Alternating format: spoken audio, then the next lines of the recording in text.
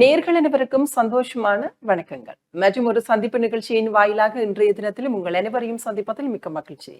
இன்றைய நாள் சந்திப்பு நிகழ்ச்சியின் வாயிலாகவும் சென்ற வாரத்தில் எங்களுடன் இணைந்திருந்த எழுத்தாளர் அரியராசா அஜந்தன் அவர்கள் தான் இன்றைய நாளிலும் நிகழ்ச்சியின் வாயிலாக இணைந்து கொண்டிருக்கின்றார். அவரை முன்னிறுத்திக் கொள்ளலாம். வணக்கம் சார். இன்றைய நாளிலும் பல விடயங்கள் தொடர்பாக கலந்துரையாட போகிறோம். குறிப்பாக அதிலும் இன்றைய உங்களுடைய படைப்புகள் தொடர்பாக பல்வேறுபட்ட விடயங்களை நாங்களும் கேட்டு அறிந்து கொள்ள போகின்றோம். உங்களுடைய முதலாவது படைப்பு அதாவது மனம் என்னும் கூடு கவிதை தொகுப்பு. இதுதான் உங்களுடைய முதலாவது படைப்பாக இருக்கின்றது. இந்த தொகுப்பினுடைய ஒரு முழுமையான அனுபவத்தை பகிர்ந்து கொள்ளுங்கள். மனம் என்னும் கூடு மேல நான் அது நூலுருவாக்கம் பெறுவதற்கு முன் சஞ்சிகையில பத்திரிகையில தான் எழுதினேன். ஆரம்பம் நான் சும்மா எங்களுக்குள்ள கவிதைகள் எழுதியிருப்போம், நண்பர்களுக்கு ஷேர் பண்ணியிருப்போம். ஆனால் அந்த பத்திரிகையில முதலாவது கவிதை நான் பலம்புரியில் எழுதினேன். அதுக்கு பிறகு சுடரொளி, சஞ்சீவி போன்ற தினக்குரல் போன்ற பத்திரிகைகளுக்கு எழுத ஆரம்பிச்சினேன். அது நான் ஏற்கனவே சொன்னவர் ஒரு ஒன் வே பயணமாகத்தான் இந்த ஒரு வழிப்பாதைகளால் தான் அந்த எழுத்து இருந்தது. நாங்கள் எழுதி அனுப்புவோம், அவர்கள் பிரசுரிப்பார்கள். பிரசுரிக்காவிட்டால் நான் அந்த கவிதையை திருப்ப பார்ப்பேன், ஏதாவது பிளவிட்டு நான் கருத்து பிள்ளை இருக்காண்டு. அப்படியான ஒரு ஒரு சுய தேடல் அல்லது சுயமாக கற்றுக்கொண்ட மாதிரி தான் இருந்தது. ஆனால் நான் மாணியூர் ரத்னேஸ்வரன் அவர்கள் நல்ல நட்போடு இருந்தார். இப்போ அவருடைய கவிதைகளால் நான் ஈர்க்கப்பட்டது ஆரம்பத்தில். என்ற அவர் பத்திரிகையில் அவர் ஒரு ஓவியர், அவர் ஒரு விரிவிரியாளர் குளிச்ச வெரிஃபிகேஷன்ல. இப்போ அவருடைய ஓவியங்களும் அதற்கான சின்ன சின்ன கவிதைகள் வரும். அப்போ அதுகளை நான் கூட பார்த்து ரசிச்சிருக்கிறேன். அப்படி சில கவிதைகளை நான் படித்து இப்போ அதுக்கேற்ற மாதிரி எழுத ஆரம்பிக்கின்ற பொழுதுதான் இந்த கவிதை தொகுதி கொண்டு வந்தது. அப்போ தொடர்ச்சியாக எழுதி கொண்டு வந்துட்டு நான் ஒரு கட்டத்தில் சரி இந்த நாங்கள் நூலாக்குவோம். எனக்கு சில பேர் அறிவுரை சொன்ன நீங்கள் தொடர்ந்து இப்படி எழுதி கொண்டிருக்காம அதை நூலாக்கினாத்தான் அது ஒரு இலக்கிய பிறப்புக்குள்ள பிரவேசிக்கிறதுக்கான ஒரு நுழைவாயிலாக இருக்கும். அதுக்கு பிறகு நான் டாக்டர் கலாமணி என்று சொல்லி இப்போ ஜீவநதி பிரணீதரனுடைய அப்பா, அவர் ஒரு வளவாளராக எங்களுக்கு, அவர் யூனிவர்சிட்டியில் லெக்சராக இருந்தவர். அப்போ வளவாளராக எங்களுக்கு முல்லைத்தீவில் பணியாற்றினவர். நாங்கள் முன்பள்ளி ஆசிரியர்களுக்கான பயிற்சிகளை வழங்குற நேரம். அப்போ அவரோடையும் நான் அதை பற்றி கதை கேட்கல. அவர் சில ஆலோசனைகளை சொன்னார், அப்படி அந்த நூலை செய்யலாம்ன்றதை பற்றி. அவற்றை வாழ்த்துறையும் அதில் இருக்குது. அதே மாதிரி முல்லை ரமணன் என்று சொல்லி, முல்லை நல்ல ஒரு எழுத்தாளர். அவரும் எங்களோட அலுவலகத்தில் ஒரு காவலாளியாக பணியாற்றினார். அவர் நல்ல ஒரு எழுத்தாளர். அவரோடு நான் அதை பற்றி கதைக்கின்ற பொழுது அவரும் அதுக்கு எழுதியிருந்தவர். அவரும் அதை ஊக்கப்படுத்தி ஜோசப் பாலா இவர்களுடைய ஊக்கம் என்ன இந்த புத்தகத்தை வெளியிட வச்சது. நான் அப்போ அதில் நிறைய எழுத்து பிள்ளைகளும் இந்த மாணியூர் ரத்னேஷும் அதில் எழுதியிருந்தார் வாழ்த்து. எழுத்து பிள்ளைகளும் மேலே நான் திருப்பி பார்த்தாலும் அதில் சில எழுத்து பிள்ளைகள் இருந்தது முதலாவது நூல். அப்போ அதில் கூடுதலாக நாங்கள் அந்த ஒரு கவிதை என்ற ஒரு கட்டுப்பாட்டுக்குள்ள ஒரு கட்டுக்கோப்புக்குள்ள பெரிய அளவில் அது நிற்கல. அதை நாங்கள் சரியான முறையில் ஆய்வு செய்தோ அல்லது அந்த கட்டுரை ஒரு கவிதை எந்த வடிவத்தில் இருக்க வேணும் என்ற அந்த ஒரு வரைவை, ஒரு சரியான ஒரு வரைவு அதுக்குள்ள இருக்கல ஆரம்ப முதலாவது நூல்ல. அப்போ அதால நான் கொஞ்சம் நிதானமாக இருந்தது. அடுத்த நூலை நாங்கள் வெளியிட கொஞ்சம் டைம் எடுக்கணும், நிதானமாக பார்க்கணும், முதல் விட்ட பிள்ளையை விடக்கூடாதுன்றதுல நான் தெளிவாக இருந்தேன். இந்த முதலாவது நூல்ன்றது எனக்கு ஒரு பரீட்சை மாதிரி தான் எங்களுக்கு அது அமைந்திருந்தது. கட்டாயம். மற்றும் உங்களுடைய அடுத்த படைப்பு மரணங்களின் சாட்சியாக என்று சொல்லி, இது ஒரு சிறுகதை தொகுப்பாக இருக்கின்றது. இந்த தொகுப்பு முதலாவது தொகுப்பு கவிதை தொகுப்பு, அடுத்த தொகுப்பு உங்களுடைய சிறுகதை தொகுப்பு. இரண்டுமே வேற வேற இது பாதைகள். என்னதான் இலக்கியத்துறை எழுத்துத்துறையில் உள்ளுக்குள்ள இருந்தாலுமே சிறுகதை அதனுடைய பாதை வேறு, கவிதையினுடைய பாதை வேறாக இருக்கின்றது. அடுத்தடுத்து நீங்க இரண்டு நூல்களையும் வெளியிடுகின்ற பொழுது இதனுடைய அனுபவம் எவ்வாறாக இருந்தது, இந்த சிறுகதை தொகுப்பினுடைய அனுபவம்? சிறுகதையை பொறுத்தவரையில் இப்ப பெரும்பாலான எழுத்தாளர்கள் இப்ப சிறுகதையும் கவிதையும் எழுதக்கூடிய திறனும் இருக்குது, அந்த முயற்சியும் எல்லாருக்குமே இருக்குது. ரெண்டும் நீங்க சொன்ன மாதிரி வேறு வேறு கோணம். ஆனா சில இடங்கள்ல ரெண்டுக்குமே ஒற்றுமை இருக்கும். என்னன்னு சொன்னால், எங்களை பாதித்த விடயங்கள் ஒரு சந்தர்ப்பத்தில் கவிதையா எழுதியிருப்போம், அதே பாதித்த விடயம் சிறுகதையாகவும் வந்திருக்கு. அந்த வடிவங்கள் மாறி இருக்கு. இப்ப எங்களுக்கு போர் தந்த அனுபவங்கள், நான் சந்தித்த மனிதர்கள் தான் எங்களுக்குள்ள நிறைய பாதிப்புகளை ஏற்படுத்தி. நாங்கள் உளவியல் சார்ந்தும் பணியாற்றினபடியினால நிறைய பேற்ற கதைகளை நாங்கள் கேட்க வேண்டியிருந்தது. யுத்தம் துவங்குற ஆரம்பிக்கிற ஆண்டு நான் முல்லைத்தீவு எலம்பில் பகுதியிலேருந்து வெளியில வாரேன். என்னோட 3 டிஸ்ட்ரிக்ட் நான் பார்த்தேன். நான் 3 மாவட்டங்கள், கிளிநொச்சி, யாழ்ப்பாணம், முல்லைத்தீவுல உள்ள சிறுவர் இல்லங்களை பார்க்கறதான் என்னுடைய பொறுப்பாக இருந்தேன். நான் அதுக்கு முகாமையாளர் இருந்தபடியே அதுக்கு நான் இப்போ ஒவ்வொரு கிழமையும் நான் அந்த 3 டிஸ்ட்ரிக்டும் போய் வர வேணும். அப்படி போய் வரனால இந்த கடைசி நாள் யுத்தம் நடக்கிறாண்டு நான் மத்தியானத்து பிறகு வெளியில வந்தேன். அடுத்து இந்த பின்னேரமே யுத்தம் ஆரம்பிச்சுட்டு அப்ப அதுக்கு பிறகு நான் முகாம்கள்ல அந்த மக்களோட வேலையை செய்தேன். பிறகு திருப்பி 10 வருடம் புதுக்குடியிருப்பு தண்ணீர் ஊற்று போன்ற முல்லைத்தீவு பிரதேசங்களில் பணியாற்றிக்க அந்த மக்களுடைய வலிகள் எங்களை நிறைய வந்து எழுத வச்சுது. அதே மாதிரி நாங்கள் வாழ்ற சூழல்ல விதவைகள் அதிகமாக இருக்கு. நம்ம போரால ஏற்பட்ட தாக்கங்கள் எங்களை நிறைய விதவைகளையும் வீரமுள்ள பெண்களையும் அது உருவாக்கினதுன்றதுதான் உண்மை. இப்போ நாங்கள் அந்த ஜேர்னலிசம் படிக்கிற நேரம் ஒரு விஷயம் சொல்லி தந்தவ, இந்த போர் எங்களுக்கு இப்படியான சொற்களை புதிய புதிய சொற்களை எங்களுக்கு அறிமுகப்படுத்தினது என்ற ரவுண்ட் அப் என்றது, பதுங்கூலி என்றது, என்ன சுற்றி வளைப்பு, பங்கர், ஊரடங்கு, தலையாட்டி, இப்படி நிறைய சொற்கள் எங்களுக்கு அந்த போர் தந்தது. அதே மாதிரி வீரன் நிறைந்த இப்ப நாங்கள் மீள என்ன ரிசிலியன் என்று சொல்றோம், மீளெழுச்சி அல்லது மீண்டு வாரது என்றது வந்து ஒன்றை இழந்தா நாங்கள் இன்னொரு திறனை பெற்றுக்கொள்ளுவோம் என்றதான் அது இந்த தியரி.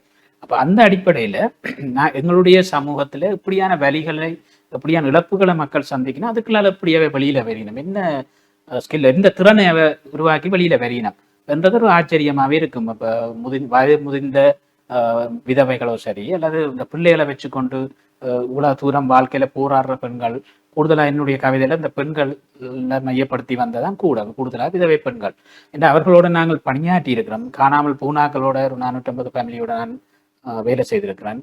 இப்போ அப்படியான தாக்கங்கள் நிறையவே இருக்கு. நாங்கள் முகாமுக்குள்ள ஆக்கள் வர முதல் நாங்கள் அந்த முகாமை செப்பனிட்டு ரெடி பண்ணி வச்சிருக்கிறதுல நானும் இருந்தேன்.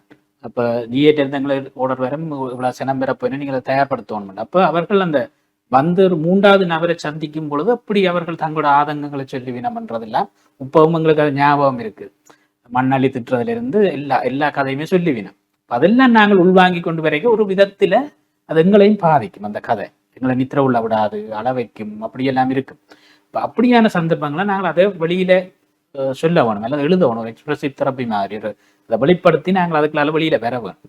நாங்கள் உளவியல் படிச்ச அப்படின்னால அதுக்கு ஒரு உத்தியா அல்லது அதுக்கு ஒரு கருவியாத்தான் நம்மள சிறுகதையை கையில் எடுத்து அந்த நாங்கள் சொல்ல வேண்டிய விஷயத்தை அல்லது எனக்கு என்ன பாதிச்ச விஷயத்தை நான் எடுத்துருவாக்கணும், ஒரு கதையாக மாற்ற வேணும். இப்போ என்னுடைய கதையில இருக்கிற எல்லாமே பெரும்பாலும் உண்மையான சம்பவங்கள். நான் கற்பனைக்குன்றது குறைபெறும். இலக்கிய நயத்துக்காக நாங்கள் சிலதை சேர்த்திருப்போம், அல்லது சுத்தி இருக்கிற பாத்திரங்கள் சிலதை நாங்கள் சேர்த்திருப்போம். என்னுடைய கருத்தை சொல்ல வேண்டிய பாத்திரங்கள் சிலதை நாங்கள் சேர்த்திருப்போம். ஆனா அந்த கருப்பொருள் வந்து உண்மையானதா இருக்கும், அதுல வர பிரதான பாத்திரங்கள் உண்மையானதாக இருக்கு. அந்த அடிப்படையில தான் நான் அந்த சிறுகதைகளை வந்து எழுத ஆரம்பிச்சேன். நான் முதலாவது கதையே விசாலியின் சபதம் என்ற ஒரு விதவை பெண். அப்படி இந்த சமூகம் எனக்கு இந்த மூடநம்பிக்கைகள்ல சரியான கோபம் இருக்கிறது. எப்பவுமே ஆன்மீகத்திலேயும் சரி மூடநம்பிக்கை எனக்கு எப்பவுமே கோபம் இருக்கும். அதால வீட்டிலே நிறைய சண்டை சச்சரவுகள் வரும், அதை நாங்கள் எடுத்து கதைக்கின்ற பொழுது. அப்ப அப்படியான தாக்கங்கள் ஒரு ஃபேமிலியில விதவா இருக்கிறாள் எப்படி ஒரு திருமணத்துல நாங்கள் புறக்கணிக்கிறோம் என்றது நான் நேரடியாக சில சம்பவங்கள்ல பார்த்தேன். நண்பர்களுடைய திருமணத்தினமாக அது ஒரு வேதனை. அதான் முதலாவது கதையா நான் எழுதினது. ஏன் அப்படி சொல்ல வேணும், வெள்ளச்சாறு கட்டணுமென்றோ இல்லை விளக்கு கொளுத்தக்கூடாதுன்றோ இல்லை முன்னுக்கு ஏன் பெறக்கூடாதோ என்றதோ இல்லை. இப்போ எங்களுக்கு தெரிஞ்ச ஒரு ஆள் அவ தம்பியாட்ட வெறுங்கி வரவே மாட்டேன்னுட்டா பொம்பளை வாக்கு. நாங்கள் கட்டாயப்படுத்தி நாங்கள் ஃப்ரெண்ட்ஸாக இழுத்து கொண்டு போய்த்தான் இருத்தினாங்க. அப்பவும் நான் வெளியிலான் இருக்க போறேன்டா இல்லை நீங்கள் உள்ள வாங்க நாங்கள் பார்த்துக்கொள்றோம். இப்போ அதை நான் எங்கேயாவது எழுதணுமென்ற ஒரு ஆர்வம் எனக்கு இருந்தபடியாக தான் நான் முதலாவது விசாலியின் சபதம்ன்றது எழுதினேன். அவ எப்படி அதுக்குள்ளால வெளியில வாரான்றது. நாங்கள் கூடுதலான விதவைகள் வந்து போரால பாதிக்கப்பட்டாங்க. அவ எப்படியும் சமூகத்துக்குள்ள போராடத்தான் வேணும், உலகத்துக்கு தாண்டி வந்தாச்சு, நீ சமூகத்துக்கு போராடத்தான் வேணும் என்றதை வச்சுக்கொண்டான் அந்த முதலாவது கதை எழுதினேன். அதுக்கு கிடைச்ச ஒரு வரவேற்பை வச்சுக்கொண்டுதான் நான் பிறகு திருப்பி அடுத்தடுத்த கதைகளுக்கு போனேன். அப்போ ஒவ்வொரு கதைக்குள்ளேயும் ஒவ்வொரு மாந்தர்கள் உண்மையாக நியமாக எங்களுக்குள்ள வாழ்ந்தாக்கள் கதைகள்லாம் அதுக்குள்ள பெரும்பாலும் இடம்பெற்றிருக்கு. கட்டாயம் சார். அதனுடன் இணைந்து நீங்கள் வந்து எழுத்துத்துறையிலே வந்து சிறப்பாக பயணித்துக் கொண்டிருக்கின்றீர்கள். அதே நேரம் இன்னும் ஒரு துறை, கலைத்துறை. நான் ஆரம்பத்திலே வந்து சொன்ன மாதிரி சென்ற வாரத்திலேயே சொன்னது போல ஓவியத்துறையிலேயுமே வந்து உங்களுடைய ஆர்வம் வெளிப்பட்டு இருக்கின்றது. அதனை வந்து இந்த 2 புத்தகங்களினுடைய அட்டைப்படங்களை பார்க்கின்ற பொழுது தெளிவாக தெரிகின்றது. இந்த அட்டைப்படத்திற்கான இந்த வடிவமைப்பு வந்து உங்களால் தான் மேற்கொள்ளப்பட்டிருக்கின்றது ஓவியத்தின் வாயிலாக. இந்த ஆர்வம் உங்களுக்கு எவ்வாறாக வந்தது சார்? அதனுடன் இணைந்து ஆர்வம் இருந்தாலுமே வந்து பலரும் எங்களுடைய ஆர்வங்கள் அல்லது போனால் எங்களுடைய திறமைகளை வெளிக்கொண்டு வருவதற்கு ஒரு வாய்ப்பு கிடைக்காமல் இருக்கின்றது. ஒரு நூலுக்கான அட்டைப்படத்தை தயாரிப்பதற்கான அந்த வாய்ப்பும் உங்களுக்கு எவ்வாறு கிடைத்துக் கொண்டது? பெரும்பாலான ஆக்களுக்குள்ள திறமைகள் இருக்குது. இன்னும் எங்களுக்குள்ள ஃபாதர் டேமியன் எங்களுக்கு அடிக்கடி சொல்ற ஒரு விஷயம், எந்த ஒரு குழந்தையுமே பிறக்கையில் அவையோட ஒரு கிஃப்ட் பாக்ஸும் சேர்ந்து தான் வரும். ஆனால் சில பேர் தான் உடைச்சு பார்க்கணும் என்ன இருக்குதுன்றது. இந்த கிஃப்ட் பாக்ஸுக்குள்ள வந்து திறமைகள் இருக்கு. அதை பல பேர் உடைச்சு பார்க்கறதில்ல, சில பேர் உடைச்சு பார்த்துட்டு அதை வளர்க்க விரும்புறது இல்லைன்னு.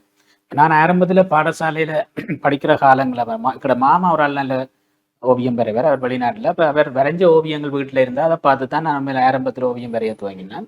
பிறகு பாடசாலையில் பழகினத்துக்கு பிறகு நான் ஓவியர் மார்க்கிட்ட ஒரு குறுகிய காலம் பழகினேன். அது தொடர்ச்சியாக படிக்க முடியல, அவர் இடம்பெயர்ந்து போன அப்படி இடம்பெயர்வு வந்ததால். அப்போ நான் இதை ஓவியங்கள் ஓரளவு நான் வீட்டில் இருந்து கீற பழகி செய்து கொண்டிருக்கல முதல்ல கோலாமேந்திரன் மிஸ் எனக்கு அதை பற்றி சொன்னாங்க. ஓவியத்தை பற்றி அவங்க தெரியும் அப்படின்னா அப்படி ஒரு கதை ஒன்று எழுதுறேன். மலையாளமும் யாழ்ப்பாணமும் சேர்ந்த ஒரு கதை. இங்கிருந்து படிப்பிக்க போகிற ஒரு ஆசிரியர் அங்கே திரும்ப லவ் பண்ணுறார், திருமணம் செய்கிறார். ஆனால் ரெண்டுக்கும் எதிர்ப்பு இருக்குது. அதை இணைச்சு ஒரு ஓவியம் உண்டு வேணும், ஒரு அட்டப்படம் உண்டு நாங்கள் செய்ய யோசிக்கிறோன்னு சொன்னோம். அப்போ நான் சொன்னேன், சரி நான் உண்ட கீறி உங்களுக்கு அனுப்புறேன்னு உங்களுக்கு பிடிச்சிருந்தா பாருங்கன்னு சொல்லி நான் கீறி அனுப்பினேன். அவ சொன்னா தான் நினைச்ச மாதிரி தன்னுடைய நான் மேலே கதை வாசிக்கல, எனக்கு அவ இதைத்தான் சொன்னேன், அந்த சாராம்சம் இதுதான். அப்போ நான் சரி இப்போ எங்களோட அடையாளம் வந்து பனை அங்கால மேலே, அப்ப ரெண்டும் எங்கேயாவது இணைமாக்குமென்று தான் நான் மேலே அந்த ரெஃபரன்ஸ் வந்து இந்த அட்டைப்படத்தின் வாயிலாக தெரிகின்றது. இஞ்சால் மேலே இருக்கின்றது, யாழ்ப்பாணத்துக்கு உரித்தான எங்களுடைய பனைமரம் இருக்கின்றது. நீங்க கூறுகின்ற பொழுதுதான் நான் புரிந்து கொள்ளக்கூடியதாக இருக்கின்றது. வாழ்த்துக்கள் சார். உங்களுடைய இந்த ஓவிய இந்த கலைத்துறை இந்த பயணம் வந்து இன்னும் சிறப்பாக அமைந்து கொள்ள வேண்டும். அதனுடன் இணைந்துதான் வந்து நீங்க ஜீவன் நதி சஞ்சிகையிலேயுமே வந்து உங்களுடைய அட்டைப்படங்கள் பிரசுரமாக இருக்கின்றது. குறிப்பாக வந்து இந்த அட்டைப்படத்தில் வந்து நீங்கள் வர்ணங்கள் வந்து நாங்க அதை சொல்லுவோம் வாட்டர் பெயிண்டும் யூஸ் பண்ணியிருக்கிறீங்க, அதே நேரத்தில் வந்து ஆயில் பெயிண்டும் யூஸ் பண்ணியிருக்கிறீங்க. இந்த ஆர்வங்கள் இது தொடர்பாக இன்னும் மேலும் நீங்க பகிர்ந்து கொள்ளலாம் என்று நினைக்கின்றேன். இப்பொழுது வந்து எங்களோட ஆர்வத்தை தூண்டுறவர்கள் வந்து எங்களுக்கு அந்த களம் அமைத்து தாரவர்கள் தான். அந்த அடிப்படையில் ஜீவநதி, கோலாமேந்திரன் மிஸ், தாட்சாயினி இவர்கள் வந்து இந்த அட்டைப்படத்தில் ஓவியங்கள் வரைகிறதுக்கு எங்களுக்கு களம் தந்தது உண்மை. இந்த 2 நூலுக்கும் அவர்கள் வேண்டுகோளுக்கு நாங்கள் செய்த நான் ஜீவநதிக்கு வந்து நான் சுமார் ஓவியத்தை வரைஞ்சி நான் போட்டேன். உங்களுக்கு விருப்பம் இருந்தால் இது பொருத்தமாக இருந்தால் நீங்கள் போடுங்கன்னு சொல்லி. இப்போ பரணி அதை உடனடியாக பிரசுரித்தார். இப்போ எனக்கும் பிரசுரித்தது தெரியாத அந்த வெளியிடைக்க அந்த படம் வரைக்க எனக்கு ஆச்சரியமா இருந்தது.